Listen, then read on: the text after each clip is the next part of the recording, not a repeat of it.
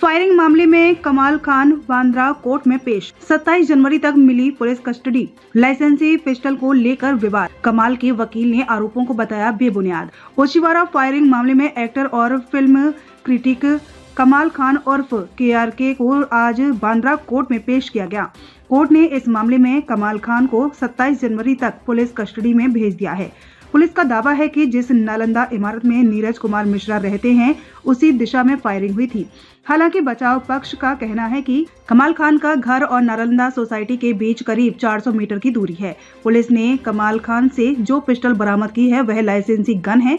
मामले को लेकर पुलिस और बचाव पक्ष के दावों में साफ टकराव नजर आ रहा है। कमाल खान के वकील नागेश मिश्रा ने साफ कहा कि उनके क्लाइंट के पास जो पिस्टल है वह पूरी तरह लाइसेंसी है।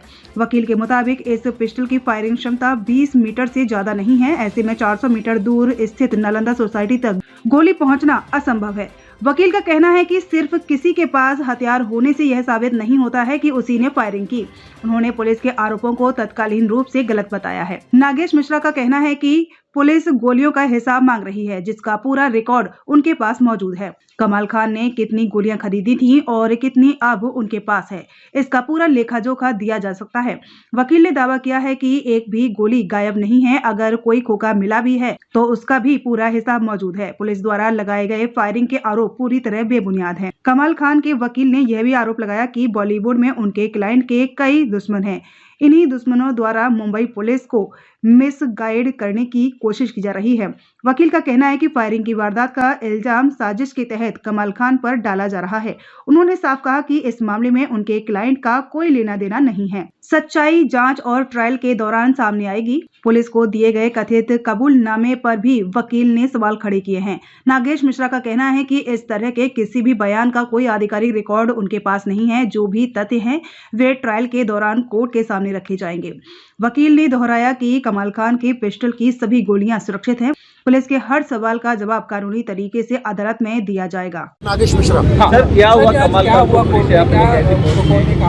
पूरा मामला क्या है? देखिए, पूरा मामला ये है कि थोड़े दिन पहले, लगभग एक हफ्ता पहले, एक मिस्टर नीरज मिश्रा हैं, वो रहते हैं नालंदा बिल्डिंग में, लोखंडवाला बैक रोड पे। वहाँ पे उनका कंप्लेंट ये था कि किसी ने फायरिंग की और कि कोई हताहत नहीं हुआ, कोई घायल नहीं हुआ। और उसी बिल्डिंग में से किसी और फ्लैट पर भी गोली चली, ऐसा पुलिस का ऐसा एलिगेशन था। और ये चीज़ें पुलिस इंक्वायरी की। इंक्वायरी के दौरान लगभग एक हफ्ते बाद इनको कल शाम के टाइम पे पुलिस ने इनको अरेस्ट किया, एलिगेशन पे कि हमने गोली चलाई। ये है। तो हमारा जो कोर्ट में सबमिशन ये है कि फर्स्ट ऑफ ऑल जो नालंदा बिल्डिंग है और जो कमाल खान साहब का बंगला है, इन दोनों के बीच में 400 मीटर का डिस्टेंस है। और जो पिस्टल जो पुलिस ने बरामद की इनके पास से, उनकी लाइसेंसी गन है। उस गन की क्षमता 20 मीटर से ज़्यादा नहीं है, मैक्सिमम 20 मीटर है, वहाँ पे उससे फायरिंग हो सकती है। तो पुलिस का ये मानना कि इस गन से चली और वहाँ तक गोली पहुँची अपने आप में ही ये संदेहास्पद है, बल्कि असंभव है, ऐसा मैं कहूँगा मैं। तो हमारा कंटेंशन ये था कि I am not a person, हमारे पास रिवॉल्वर होना इस बात का सबूत नहीं कि हमने गोली चलाई। सेकेंडली पुलिस ये ग्राउंड लेके चल रही है कि हमने इतनी गोलियाँ हमने खरीदी थी लाइसेंस दुकान से, और उसमें से इतनी गोलियां बची हैं। तो बाकी का क्या हुआ? तो बाकी का हमारे पास सब रिकॉर्ड है, सारी चीज़ें हैं, वो हम पुलिस को बताएंगे। हमारा ये बोलना है कि इस घटनाक्रम से जो भी घटना हुई, जो भी गोली चली कहीं पर भी, उस घटना से हमारे क्लाइंट का कोई भी किसी तरह का दूर सोशल मीडिया पे कमेंट कहा कोर्ट में। सर, कोर्ट में आपने ये कहा सोशल मीडिया पे कमेंट करते हैं, इस वजह से उनको फिल्म इंडस्ट्री वाले लोगों ने टारगेट किया। बात वही हो रही है कि मैं किसी बताता हूँ कि बॉलीवुड के बड़े सबको मालूम, आप सबको मालूम है जो पीछे, और वो जो चीज़ें हो रही हैं इसी का एक पार्ट है। वे घटना घट गई, उसको किस तरीके से यूटिलाइज कर रहा हूँ मैं। देखिए, मैं पुलिस को एलिज नहीं कर रहा हूँ, मैं पुलिस के ऊपर कोई इल्ज़ाम नहीं लगा रहा हूँ, मैं पुलिस अपना काम कर रही है। लेकिन पुलिस को गलतफहमी में डाल करके उनको मिसलीड करके इनको फंसाया जा रहा है। क्या KRK ने एडमिट किया है पुलिस के सामने कि गोली चलाई गई, इसमें क्या ये ऐसा पुलिस का बोलना है कि पुलिस ने ऐसा बोला कि ऐसा उन्होंने स्टेटमेंट सबमिट किया, लेकिन हमारे पास ऐसा कोई रिकॉर्ड लिखे स्टेटमेंट में कहीं ऐसा कुछ है नहीं, और ये भी कोई एडमिसिबल नहीं। हम ट्रायल के टाइम पे हम देखेंगे क्या है क्या नहीं है। कौन सी गन थी सर? गन कौन सी? इनके पास पिस्टल थी। गोलियां कितने मिसिंग हुई? एक गोली मिली है, जो खोखा होता है गोली का, वो मिला है। एक नहीं मिला, एक कार्ट्रिज मिला है। क्या कहते हैं सर? खोखा जो मिला है हमारी बंदूक है, हमारा लाइसेंस है, हमारे घर पे हमारी चीज़ मिलना, उसमें क्या आश्चर्यजनक बात है? तो हम खोखा जो भी चीज़ हम कहीं भी यूज़ करेंगे तो उसका हमारे पास रिकॉर्ड है, हम उसके पास अकाउंटेबिलिटी हमारे पास में। तो अगर हमारी चीज़, हमारा बिलोंगिंग हमारे घर में मिलता है तो ठीक रहा। आप ये बताइए कि कहीं कोई कनेक्शन कुछ उस घटना से हो रहा है क्या? कोई कनेक्शन नहीं। There is no connection between alleged offence and the accused. कोई मिसिंग है क्या गोलियां जो नहीं, पुलिस कर रही कोई मिसिंग नहीं है, कोई गोली मिसिंग नहीं है। सारी गोली हमारे पास में है, सारी चीज़ें अकाउंटेबिलिटी है, हर चीज़। क्या पुलिस ने इलीगल अरेस्ट किया? देखिए, पुलिस का अरेस्ट करना, पुलिस एक संदेह के आधार पर उन्होंने अरेस्ट किया है, और जो पुलिस ये बोल रही है कि हमने गोली चलाई है, ये बात गलत है। और इस बात को हम कानून में जब कोर्ट में जब केस चलेगा ट्रायल के टाइम में इस बात को सिद्ध करेंगे। सर, आपने कहा कि इस गोली में कोई इंजर्ड नहीं हुआ है, किसी को गोली नहीं लगी है, फिर भी फंसाया जा रहा है। किसी को गोली, ये तो सबको मालूम है, किसी को गोली नहीं लगी है। और हमारा उद्देश्य क्या हो सकता है? जिस आदमी को मैं जानता भी नहीं, मैं उसको गोली क्यों मारूंगा? या किसी अनजान जगह पे क्या मैं पागल तो होने पे गोली चलाऊंगा? क्यों चलाऊंगा मैं? अगर गोली बोलते हैं कि जैसा पुलिस का बोलना कि गोली चल गई, आप कनेक्शन में दिखा रहे हो कि हमारे रिवाल्वर से गोली चली, ये सब्जेक्ट मैटर बैलिस्टिक रिपोर्ट जब आएगी तब उसमें प्रूफ किया जाएगा। फोरेंसिक रिपोर्ट आधार पर ही अरेस्टिंग हुई है ना? नहीं, फोरेंसिक रिपोर्ट इतनी जल्दी नहीं आती है, सिर्फ एलिगेशन ही है। उसकी जब फोरेंसिक रिपोर्ट का टेक्निकल बैलिस्टिक रिपोर्ट जो गन का होता है उसको बैलिस्टिक रिपोर्ट बोलते हैं। वो जब उस रिपोर्ट जाएगी उसमें महीनों लग जाते हैं, उसमें सालों तक भी लग सकते हैं। बहुत टेक्निकल उसका इन्वेस्टिगेशन होता है, वो सारी चीज़ें आएंगी। और दूसरी बात, हमारे एक और बात है, यदि आपको हमको अरेस्ट करना था तो क्या पुलिस ने हमें नोटिस दिया? क्या नहीं दिया? जो सेक्शन 35(3) BNSS 2023 के अंतर्गत जो है Arnesh Kumar versus state of Bihar में सुप्रीम कोर्ट ने जो ये गाइडलाइंस दिया हुआ है कि आपको कंपल्सरी बोलना है, वो कंप्लायंस नहीं हुआ है। थर्ड, पर दबाव है किसी का? पुलिस सुन लिया हमारी बात, पुलिस ने नहीं किया। दूसरी बात, अगर आप अरेस्ट करते हैं उसके बावजूद अगर हम आपको कोऑपरेट कर रहे हैं, अगर मेरा परमानेंट रेसिडेंट हर जगह पे मैं हूँ, मैं परिवार के साथ रह रहा हूँ, हमारे पास अवेलेबिलिटी है ट्रायल के टाइम पे, तो हमें आप फंसा करके हमें अरेस्ट करने का कोई कारण, उसके बावजूद अगर आप हमें अरेस्ट कर रहे हैं। पुलिस ने सबमिट किया है, पुलिस ने अपने बयान में कोर्ट में सबमिट किया है कि उन्होंने अपने बयान में ये बात कही है। क्या झूठ बोल रही है फिलहाल? आप कह रहे हैं मुंबई पुलिस झूठ बोल रही है। पुलिस जो बोल रही है, पुलिस का बोलना अभी इस समय एडमिसिबल नहीं है, फर्स्ट ऑफ ऑल जो बोल रही है। और हमारा कोर्ट का सबमिशन ये नहीं है, हमारा कोर्ट में सबमिशन हम ये नहीं बोल रहे कि हमारी गलती से गोली चली, ये हुआ वो हुआ। हमारा सबमिशन ये है कोर्ट के सामने कि जिस आदमी के ऊपर गोली चली उससे हमारा कोई संबंध नहीं था और हमने गोली नहीं चलाई, चाहे गलती से या अनजाने में, कहीं किसी भी तरह की बात नहीं है। और अगर यदि ऐसा है तो पुलिस को ग्राउंड ऑफ अरेस्ट उसको डालना चाहिए था। इंटेंशन क्या होना चाहिए? हमारा हर चीज़ घटना के पहले एक मोटिव होना चाहिए। यहाँ पे पुलिस के रिमांड एप्लीकेशन में कोई मोटिव कहीं नहीं दिख रहा है। जो सेक्शन 1 सर, रिवॉल्वर कब लेके आए थे और अभी सबमिट की थी BMC चुनाव के लिए? रिवॉल्वर आपने कहा था सबमिट की थी और उसके बाद लेके आए थे 18 तारीख को। लाइसेंस कौन से स्टेट का है? हाँ, नहीं पहले लाइसेंस ऑल इंडिया लाइसेंस का। हाँ। ये बॉम्बे में रख सकते लाइसेंस है, और इसीलिए लाइसेंस वहाँ पे परसों पुलिस स्टेशन में सबमिट किया आपने पुलिस BMC चुनाव के मैंने को नोटिस में उन्होंने सबमिट किया। बोरीवली चैन स्नैचिंग के आरोपियों को MHB पुलिस ने 24 घंटे में किया गिरफ्तार। मुंबई के बोरीवली पश्चिम LIC कॉलोनी परिसर में स्थित अयप्पा मंदिर के गेट पर एक बुजुर्ग महिला के गले से सोने की चैन खींचकर भागने वाले आरोपियों को MHB पुलिस की टीम ने मात्र 24 घंटे के भीतर गिरफ्तार कर 25 ग्राम सोने की चेन बरामद किया है। सहायक पुलिस आयुक्त संतोष धनवटे ने बताया कि 21 जनवरी की शाम 7:40 पर वसंती अय्यर 70 वर्षीय बुजुर्ग महिला बोरीवली वेस्ट LIC कॉलोनी स्थित अयप्पा स्वामी के मंदिर में दर्शन करने हेतु जा रही थी। मंदिर के गेट में वसंती अय्यर जैसे ही घुसी, पीछे से आए एक व्यक्ति ने उनके गले की सोने की चेन खींचकर भाग निकला। कुछ दूरी पर खड़े ऑटो रिक्शा में वह बैठकर भाग गया।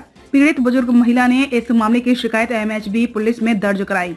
पुलिस ने FIR क्रमांक 35/2026 BNS की धारा 304(2) के अंतर्गत मामला दर्ज कर जांच पड़ताल शुरू किया। जांच में पता चला कि जिस ऑटो में आरोपी बैठकर भागा था, उस ऑटो रिक्शा के नंबर प्लेट पर ग्रीस लगाकर ऑटो की पहचान छिपाने की आरोपियों ने साजिश रची थी।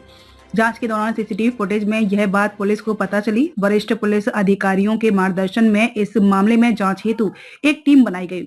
कई स्थानों पर CCTV फुटेज देखने के बाद जांच टीम के अधिकारियों ने घटना में इस्तेमाल किए गए ऑटो रिक्शा के चालक राजनारायण छोटेलाल शर्मा उम्र 25 वर्ष को दहीसर पूर्व ज्ञानेश्वर नगर से गिरफ्तार किया।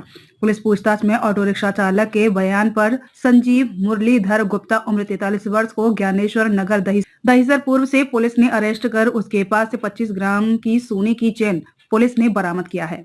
पुलिस स्टेशन के हेड में एक चैन स्नैचिंग का मामला आप लोगों ने डिटेक्ट किया है, आरोपी को अरेस्ट किया है, क्या है?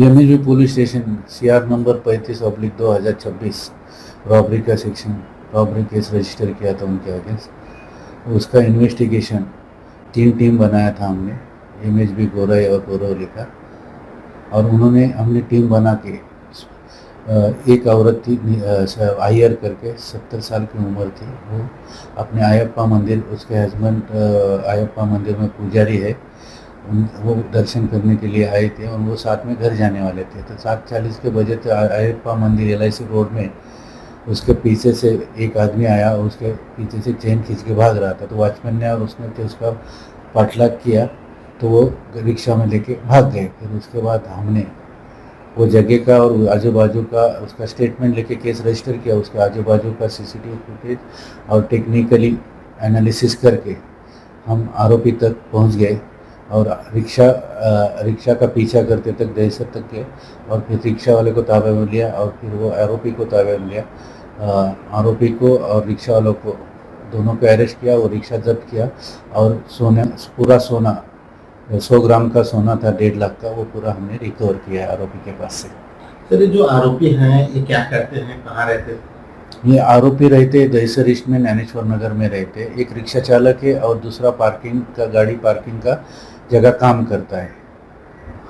इनके खिलाफ में और भी कुछ आपराधिक मामले पहले से हैं? एक आरोपी के खिलाफ जिसने आरोपी एक चेन स्नैचिंग किया था, उसके खिलाफ एक मामला MHB पुलिस स्टेशन में दर्ज है। तो बताया जा रहा है कि ये लोगों ने ऑटो रिक्शा पे पेंट लगा दिया था काला, ताकि नंबर ट्रैक ना हो। पुलिस ने काफी मेहनत करके इनको 24 घंटे में ढूंढा। बराबर है, उसने दोनों बैक साइड में और रिक्शा के लेफ्ट साइड में पेंट करके, ब्लैक पेंट करके लगाया था, इसलिए रिक्शा का नंबर ही मिल नहीं रहा था। यूपी के अमरोहा से हसनपुर में भारतीय किसान यूनियन शंकर के कार्यकर्ताओं ने शनिवार को किसानों की विभिन्न समस्याओं को लेकर हल्ला बोल धरना प्रदर्शन किया और मुख्यमंत्री के नाम संबोधित ज्ञापन तहसील प्रशासन को सौंपा।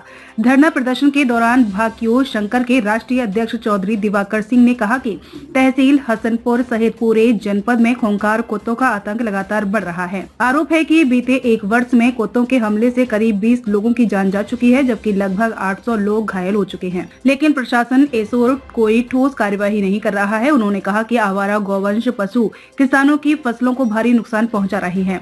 कड़ाके की ठंड और बारिश के बीच किसान रात भर जागकर फसलों की रखवाली करने को मजबूर हैं। वहीं क्षेत्र में तेंदुए की दहशत से किसान जानमाल को लेकर भयभीत हैं। राष्ट्रीय अध्यक्ष ने KCC खातों को लेकर भी बैंकों पर मनमानी का आरोप लगाया है। उन्होंने कहा कि किसानों को 5 लाख रुपए की KCC लिमिट अब तक नहीं मिल पा रही है, जो केवल सपना बनकर रह गई है। भाकियों शंकर ने मांग की है कि आवारा पशुओं और खूंखार कुत्तों से निजात दिलाई जाए, तेंदुए की समस्या का समाधान किया जाए और किसानों को KCC की पूरी सुविधा शीघ्र उपलब्ध कराई जाए। अमरोहा से मोहम्मद चांद की रिपोर्ट।